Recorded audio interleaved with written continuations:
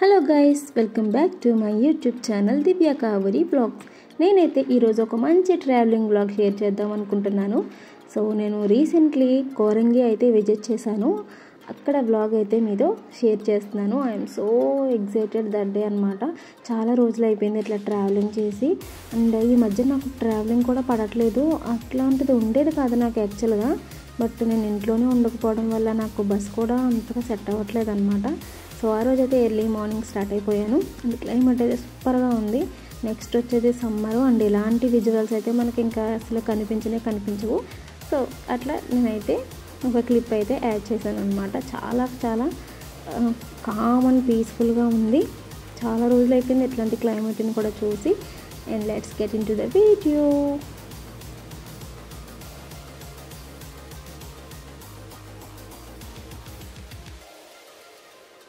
నేనైతే ద్రాక్షారామ నుంచి స్టార్ట్ అయిపోయాను. ద్రాక్షారామ నుంచి జగన్నాయకపురం బ్రిడ్జ్ అనేది మన ఫైనల్ డెస్టినేషన్ అనమాట. అండ్ ఇంకా ట్రావెల్ చేయాలి, బట్ మనం అక్కడి నుంచి ట్రావెల్ చేయాలి. సో అక్కడ వరకు టికెట్ అయితే తీసుకున్నాను, 40 రూపీస్. అండ్ ఆ రోజు బస్ అయితే చాలా రష్గా ఉంది, అంత కంఫర్టబుల్గా లేదు. ఆ రోజు క్లైమేట్ కూడా చాలా చాలా టూ హాట్గా ఉందండి. నిజంగా ట్రావెలింగ్ బ్లాగ్స్ చేయడం చాలా ఈజీ ఏమో అని నేను అనుకుంటూ ఉంటాను. But it is two tough అండి. చాలా చాలా కష్టం. వాళ్ళు ఎంజాయ్ చేయాలా లేకపోతే వీడియో షూట్ చేయాలా అన్నది చాలా కష్టం అండి. ఓన్లీ షూటింగ్కి వెళ్తేనే బెటరు, బట్ ఎంజాయ్ చేయడం అన్నది కొంచెం కష్టమనే చెప్పాలి. నేనైతే కొంచెం అట్లాంటివి ఫేస్ చేశాను. బట్ ఇప్పుడైతే ఈ బస్ ఎక్కిన తర్వాత అయితే నేనైతే చాలా చాలా ఎక్సైటెడ్గా ఉన్నాను, ఎట్లా ఏంటి అని చెప్పేసి. సో ఫైనల్గా మనమైతే జగన్నాయకపురం బ్రిడ్జ్ అయితే మన ఫైనల్ డెస్టినేషన్కి వచ్చేసాం కదా. సో ఇక్కడ మీకు ఒకటి షేర్ చేద్దాం అనుకుంటున్నాను. సో ఈ జగన్నాయకపురం బ్రిడ్జ్ దగ్గర ఒక షూటింగ్ అయితే జరిగింది. అండ్ ఆ రోజు మాకు ఈవినింగ్ 6 అట్లా అయినప్పటికీ మా ఆఫీస్ బస్సు చాలా టైర్డ్ అయిపోయాం అనమాట. బట్ ఇక్కడ చూసినప్పటికీ చాలా చాలా రష్గా ఉంది. బస్సెస్ అన్నీ కూడా ఈ బ్రిడ్జ్ మీద ట్రాఫిక్ జామ్ అయిపోయి ఉండిపోయినాయి అనమాట. దగ్గర 1.5 hours ఈ బ్రిడ్జ్ మీదే ఉండిపోయామండి. సో ఏంటి ఆ షూటింగ్ అంటే, ఇక్కడ ఒక మూవీ షూటింగ్ అయితే జరుగుతుంది. సో విజయ్ దేవరకొండ మూవీ అన్నమాట. అప్పుడే కరెక్ట్గా అవుట్ సైడ్ షూటింగ్ అయితే పెట్టారు, లోపల కాకుండా. మేము బస్ దిగి చూసినప్పటికీ కరెక్ట్గా విజయ్ దేవరకొండ పరిగెత్తుకుని వచ్చే సీన్ అయితే షూట్ చేస్తున్నారు. అండ్ రౌడీల్ని పరిగెత్తుకొని కొట్టే సీన్ అనమాట అది, దేవరకొండ. అండ్ ఆ మూవీ ఏంటో చూడాలంటే నేను ఈ క్లిప్ లాస్ట్లో చెప్తాను, ఆ మూవీ నేము. అండ్ ఇక్కడ షూటింగ్ అయితే చాలాసేపు జరిగింది. ఇక్కడ మేము అందరం చూసాము. యాక్చువల్గా ఈ మూవీ షూటింగ్ అప్పుడైతే ఇక్కడైతే ఇట్లా ఏమీ పార్క్ కింద అయితే ఏమీ కన్స్ట్రక్షన్ చేయలేదు. ఇదంతా ప్లెయిన్ ల్యాండ్. ఇక్కడ ఒక ఫిష్ మార్కెట్ అయితే ఉండేది. సో ఎప్పుడు ఇక్కడ ఫిష్ మార్కెట్ ఉండేదన్నమాట. బట్ షూటింగ్ కంప్లీట్ అయిపోయిన వితిన్ 1 monthలోనే ఇక్కడైతే ఈ పార్క్ స్టార్ట్ చేశారనమాట. మేబీ వాళ్ళు ఇచ్చిన అమౌంట్ లేదా ఫండ్స్తో ఇక్కడ ఏమైనా వాళ్ళు డెవలప్మెంట్ చేసి ఉంటారు అని అనుకున్నాను నేను అప్పుడైతే. అండ్ ఈ మూవీ సీన్స్ చూస్తేనే మీకు అర్థమైపోయి ఉంటుంది కదా ఏ మూవీ అని. తెలిస్తే నాకు కిందైతే కామెంట్ చేయండి. అండ్ ఇక్కడ ఈ మూవీలో సీన్ వచ్చేసి ఒక జాతర సీన్ క్రియేట్ చేశారు కదా. సో ఆ జాతర సీన్ కోసం ఇక్కడ ఒక ఊరు మొత్తాన్ని కూడా వీళ్ళైతే లీజుకి తీసుకున్నారంట. పర్ 100, 500 or 1000 ఎంతో పర్ పర్సన్కి ఇచ్చి. గ్రేట్ కదండి. ఈ సినిమా ఫీల్డ్ మీద చాలామంది డిపెండ్ అయి ఉంటారు. అండ్ చాలామందికి ఫుడ్ పెడుతుంది. సో మనం ఈజీగా మూవీ బాగోలేదని ఒక్క మాటలో చెప్పేస్తాము. బట్ ఆ ఒక్క సీన్ తీయడానికి చాలా చాలా టైం తీసుకున్నారు. మేమే ఒక 1.5 hours ఇక్కడే ఉండిపోయాము. బట్ ఆ సీన్ మాత్రం అవ్వలేదు. చాలా టైమ్స్ పరిగెత్తుకుంటూ వచ్చారనమాట వాళ్ళు. చాలా కష్టపడ్డారు. బట్ మాకు ఇంకా టైం అయిపోతుందని మేము వెళ్ళిపోయాము.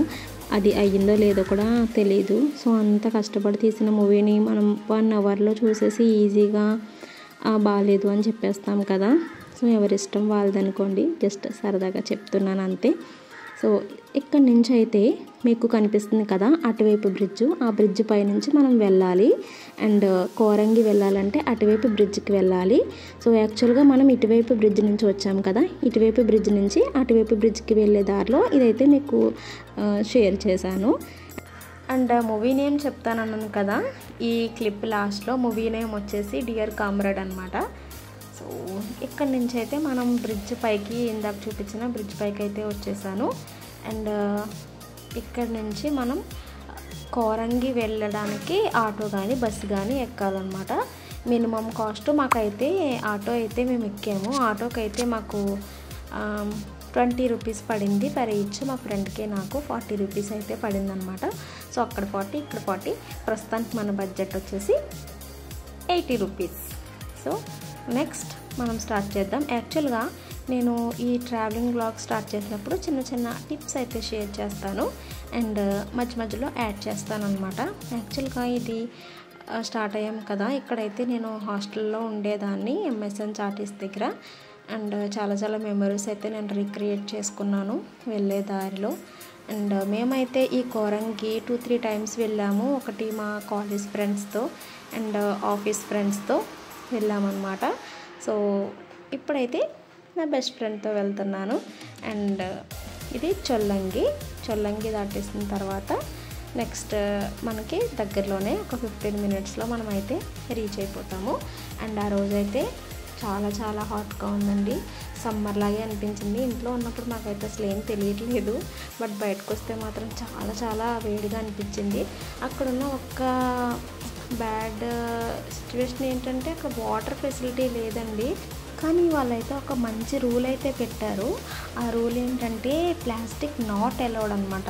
ఒకవేళ ప్లాస్టిక్ కనుక అలౌడ్ చేస్తే చాలా డస్ట్ న్యూసెన్స్గా ఉండేది. అండ్ మేమైతే ఆటో అయితే ఎక్కాము. అక్కడ ఒక చిన్న పాప అయితే క్యూట్గా మంచి భలే ఉందన్నమాట. మేమైతే మంచి సాంగ్స్ వేసారు ఆటోలో ఎంజాయ్ చేస్తే మేమైతే రీచ్ అయిపోయాము. అండ్ ఆ రోజైతే చాలా క్యూట్గా అమ్మాయి అయితే అనిపించింది మాకైతే. తనతో మాకు జర్నీ చేసినట్టుగానే అనిపించలేదు. వాళ్ళ మమ్మీ తను కూడా మదర్ అండ్ డాటర్ మ్యాచింగ్ వేసుకున్నారనమాట. చాలా క్యూట్గా ఉంది కదా. ఆ అమ్మాయి కోసం ఒక లైక్ అయితే కొట్టండి. అండ్ మేము ఫైనల్గా రీచ్ అయిపోయాము. రీచ్ అయిపోయిన తర్వాత మాకు అనిపించింది చాలా దూరం నడవాలని. వెళ్ళేటప్పుడు మాకేం తెలియలేదు, చాలా ఎగ్జైటెడ్గానే నడుచుకుంటూ వెళ్ళిపోయాము. బట్ వచ్చేటప్పుడు మాత్రం అక్కడ ఆటో వాళ్ళు చాలా కాస్ట్ అయితే అడిగేస్తున్నారు అనమాట. పర్ హెడ్ 100 రూపీస్ ఎంతో అడిగారు. మాకు అది చాలా ఎక్కువ అనిపించింది. సో అందుకనే మేము ఇంకా నడుచుకుంటూ వచ్చేసాము. చూసారా, నేను వీడియో తీస్తూ డెస్టినేషన్ కూడా మర్చిపోయి ఉండిపోయాను అనమాట. కొంచెం ఎదురుకు తీసుకెళ్ళిపోయి అయితే ఆపాడు. అండ్ ఫైనల్లీ కోరంగి ఫారెస్ట్ అయితే రీచ్ అయిపోయాము. అండ్ ఇక్కడ నుంచి అయితే చాలా ఎగ్జైటెడ్గా ఉన్నాను లోపలికి వెళ్ళడానికి అండ్ మీతో షేర్ చేయడానికి. మనం కోరంగి మడ అడవులకు అయితే రీచ్ అయిపోయాము కదా. వెళ్తూ కొన్ని విషయాలు అయితే మాట్లాడుకుంటూ వెళ్దాము. ఎందుకంటే లోపలికి వెళ్ళిన తర్వాత అవి అన్నీ చూస్తూ ఉంటాం కదా. సో దారిలోనే మీకు కొన్ని విషయాలు అయితే ఈ కోరంగా ఫారెస్ట్ గురించి చెప్పాలనుకుంటున్నాను. అండ్ ఇది వచ్చేసి మన కాకినాడ జిల్లా తాళ్ళరేవు మండలానికి చెందిన గ్రామం అన్నమాట. ఈ గ్రామం కాకినాడ నుండి ఒక 15 కిలోమీటర్ల దూరంలో ఉంది. ఈ గ్రామం ప్రసిద్ధి చెందిన కోరంగి వన్యప్రాణి సంరక్షణ కేంద్రం ఉంది ఇక్కడ. సో కోరంగి అనేది చాలా ప్రాచీనమైన గ్రామం. పిండ్లి కాలంలో కోరంగి గ్రామం ఒక మూల గ్రామంగా ఉండేదంట. క్రమేణా కోరంగి బేలే ఇసుక మేట వేసి తీరం విస్తరించడం వలన ప్రస్తుతం కోరంగి గ్రామం తీరానికి కొన్ని మైళ్ళ దూరంలో ఉంది. ఈ విస్తీర్ణ ప్రతి 20 సంవత్సరాలకు 1 మైలు చొప్పున జరిగింది. సో నాకైతే ఈ హిస్టరీ తెలుసుకొని చాలా ఎగ్జైటెడ్గా ఉంది చూడడానికి. అండ్ మీరెవరైనా చూడకుండా ఇప్పటి వరకు ఉంటే కనుక ఖచ్చితంగా మా ఆంధ్రప్రదేశ్లో ఉన్న కాకినాడ కోరంగి గ్రామానికి అయితే మీరైతే వచ్చి చెక్అవుట్ చేయండి. మీరు ఖచ్చితంగా ఎంజాయ్ చేస్తారు. అండ్ మన టాపిక్లోకి వెళ్తే ప్రతి 10 సంవత్సరాలకు కూడా ఒక్కొక్క అడుగు చొప్పున తగ్గిపోతూ వస్తుందంట. ప్రస్తుతం కోరంగి నదికి తూర్పు తీరాన ఉన్న కోరంగి పట్టణాన్ని 1759 ప్రాంతంలో ఇంజరం రెసిడెంట్ వెస్ట్కాట్ నిర్మింపజేశాడంట. పశ్చిమ తీరంలో నదికి అవతల వైపు ఉన్న పాత కోరంగి దీనికంటే పురాతనమైనది. బట్ అటువైపుకి అయితే మనకి అలవెన్స్ అయితే లేదండి. అండ్ ఎందుకంటే అది కొంచెం డేంజర్ ప్లేస్ అనుకుంటా. మనకి నదికి ఇటువైపున మాత్రమే మనకి డెవలప్ చేశారు. నాకు ఎప్పుడు అనిపిస్తుంది, మేము కూడా డిస్కస్ చేసుకున్నాము అటువైపుకి ఎందుకు ఎలవ్ లేదా అని చెప్పి. బట్ అటువైపుకి అయితే అలవెన్స్ అయితే లేదండి. మీకు అది కూడా చూపిస్తాను నేను వీడియోలో. కోరంగిలో మొదట డచ్ వారు అయితే మనకి స్థావరం అయితే ఏర్పాటు చేసుకున్నారంట. బట్ 1759లో బ్రిటిష్ వారి పట్టణాన్ని చేజిక్కించుకోవడానికి ఇక్కడికి దక్షిణాన 5 మైళ్ళ దూరమున ఇంజరం వద్ద ఒక ఫ్యాక్టరీని నిర్మించారంట. 1827లో ఫ్యాక్టరీ మూత వేసేంత వరకు ఇంజరంలో ఒక బ్రిటిష్ వాణిజ్య రెసిడెంట్ ఆయన సిబ్బంది ఇక్కడైతే స్థావరం ఉండేవారు. బ్రిటిష్ వారి కాలంలో కోరంగి తూర్పు తీరంలోనే అత్యుత్తమ రేవుగా పేరు పొందిందంట. 1789లో ఒక తుఫాను తాకిడికి వచ్చిన ఉప్పెన వలన కోరంగిలో 20,000 మంది వరకు మరణించారు. అలానే 1839 నవంబర్ 25న వచ్చిన మరో పెద్ద తుఫాను వలన బలమైన గాలులతో పాటు 40 అడుగుల ఎత్తున వచ్చిన ఉప్పెనతో రేవు గ్రామమైన కోరంగి మొత్తం తుడిచిపెట్టుకుపోయిందంటండి. ఈ తుఫానుకి ఫలితంగా 30,000 మంది ప్రజలు మరణించారంట. సో ఆంగ్ల భాషలో తుఫానుకు సమాన పదమైన సైక్లోన్ను బ్రిటిష్ ఈస్ట్ ఇండియా కంపెనీ అధికారి అయిన హెన్రీ పిడ్డింగ్టన్ 1789లో డిసెంబర్లో కోరంగిని ముంచెత్తిన పెను తుఫానును వర్ణించడానికి కనిపెట్టాడు. సో మనం ఇక్కడ ఫైనల్గా అయితే రీచ్ అయిపోయాం కదా. ఇక్కడ స్టార్టింగ్లో ఎంట్రన్స్ ఫీజు అయితే తీసుకుంటున్నారండి. అండ్ అలాగే మీరు వెహికల్స్ తెచ్చుకున్న వెహికల్ ఫీజు కూడా మనం అయితే పే చేయాలి. ఇక్కడైతే కొన్ని గేమ్స్ అయితే కండక్ట్ చేస్తున్నారు పిల్లలకి కొంచెం రిలీఫ్గా ఉండడానికి అండ్ కొంచెం వాళ్ళు ఎంటర్టైన్ అవ్వడానికి. ఇక్కడైతే కోతులు ఉన్నాయి జాగ్రత్త అని ఒక బోర్డింగ్ అయితే చూసారు కదా. ఇక్కడ చాలా కోతులు ఉన్నాయండి. మేము అంతకుముందు వచ్చేటప్పుడు అయితే ఈ కోతులు అనేవి అసలు లేవు. బట్ ఇప్పుడైతే చాలా కోతులు అయితే ఉన్నాయి. మీరు ఇంపార్టెంట్ థింగ్స్ ఏమైనా బయట పెట్టుకుంటే మాత్రం మీరు అవన్నీ లోపలికి బ్యాగ్లో మీరైతే క్యారీ చేసుకోవాలి.